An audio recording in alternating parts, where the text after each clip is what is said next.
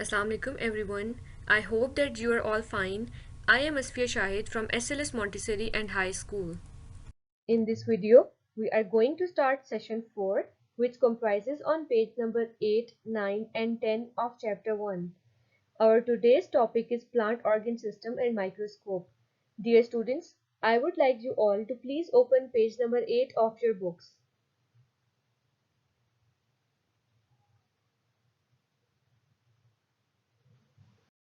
By the end of this session, students, you will be able to know plants' organs and their functions, understand the levels of organization, understand the types, structure, and uses of microscope. So, what are plant organs? All the main organs of a plant are flowers, stem, leaves, and roots. When a plant grows in soil, there are two main organs working together to keep the plant standing in the soil. Root grows under the ground, whereas stem or shoot grows above the land. Remaining organs work together to keep the plant alive and to work properly. The first organ that we are going to study is flower. Flower is the main organ of the plant because it contains the reproductive organs. This part of the plant contains seeds that help in making copies of the plant in later stages by using different ways. Moreover, many flowers attract insects which carry pollen between plants to start pollination and fertilization. Just to give you all a bit of more information, pollination is basically a process in which pollens are transferred from one flower to another, whereas fertilization is the process of formation of fruits and seeds in a plant. Second organ of the plant that we are going to study is stem. Stem usually grows upwards towards the light. If you touch a stem of a plant, you will find it a little harder than the other parts of the plant. Why is it so? Stem is hard because it provides support and strength to the plant.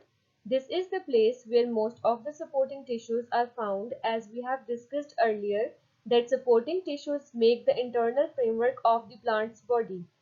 Stem also transports water, mineral salts, and food throughout the plant. Leaves are another important organ of the plant. These are the organs of photosynthesis.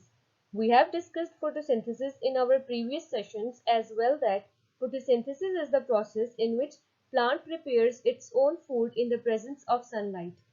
Leaves contain chlorophyll, which are the green pigments present in the chloroplast. Chlorophyll uses sunlight to change carbon dioxide gas and water into the sugar glucose. Sugars are the source of energy for plants. They use this energy to perform all the functions which are important for their survival. Leaves contain tiny pores on the inner side through which they let essential carbon dioxide in and waste oxygen and water out. Leaves make all the food for the plant by the process of photosynthesis. That is why leaves are known as the kitchen of the plant. Roots are also an important organ of the plant because it anchors or holds the plant in soil so that it does not blown away or fall over by accident. Roots have hair-like structures that help to provide a large surface area to take in more water and mineral salts. Dear students, I would like you all to please open page number 9 of your books. Students, now I am going to explain that how can we show the relationship among cells, tissues, organs and an organism. Levels of organization shows the relationship among cells, tissues, organs and the organism. Some living things contain one cell that performs all needed functions. On the other hand, multicellular organisms are made from many parts that are needed for their survival. These parts are divided into levels of organization. In animals, the order of level of organization is cells, tissues, organs, organ systems, and the organism, whereas in plants, this order is like cells, tissues, organs, and the organism. Dear students, this is the pictorial explanation of the levels of organization in animals and plants. In animals, the life starts from cells, then cells combine to form tissues. In next step, tissues combine to form organs, For example, your nose, stomach, etc.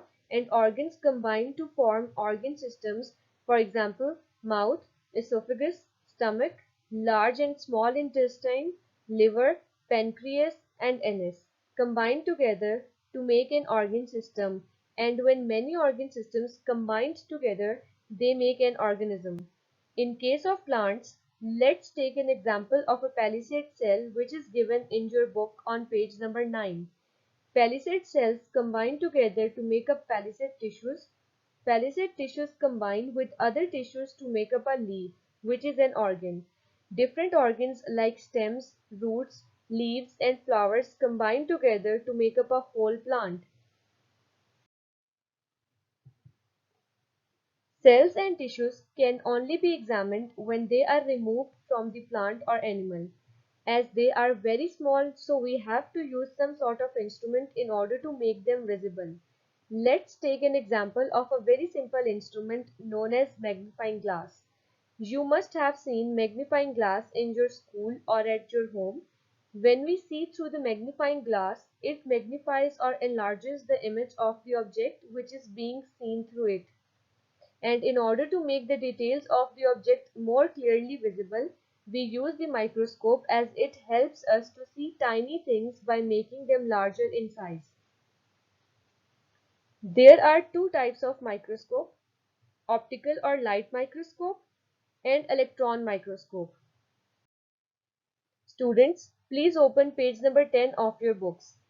Light microscope is also known as optical microscope.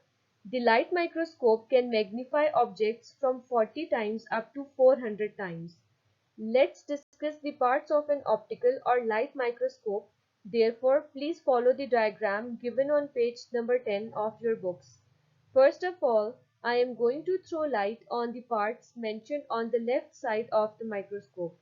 Starting from the eyepiece, which is on the top left side of the microscope, this eyepiece is used to see the specimen or sample. Next is the tube that connects the eyepiece to the objective lens. Third part is the arm of the microscope. Arm supports the eyepiece lens along with the tube in which lens is fixed. It connects the top portion of the microscope to the base. This is the point from where you can hold the microscope in order to pick it up. Then the coarse focus, which is used to move the objective lens.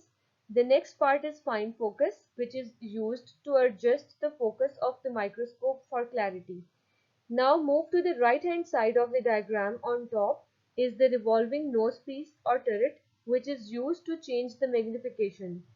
Next one is objective lenses.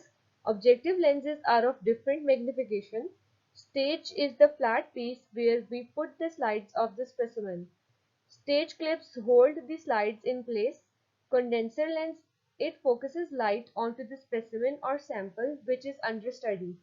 Illuminating system, the name tells us that it focuses light onto the specimen, and the last is diaphragm or iris. It varies the amount of light that falls on the slide. We have completed the entire chapter number 1. Now, I would like you all to revise and learn the entire chapter and practice the diagrams side by side. Now, I want you all to take a look at the exercise on page number 12 of your books and solve question number 1 and 2 independently. There is a list of questions given here. You can find the answers for these questions on page numbers mentioned right in front of them. The answers for question number 3 and 4 are on page number 9. Find and mark the answers on your books. You will find the answer of question number 5 on page 5 and so on. This is all for today's session. I hope you have understood the lecture well. Thank you for listening.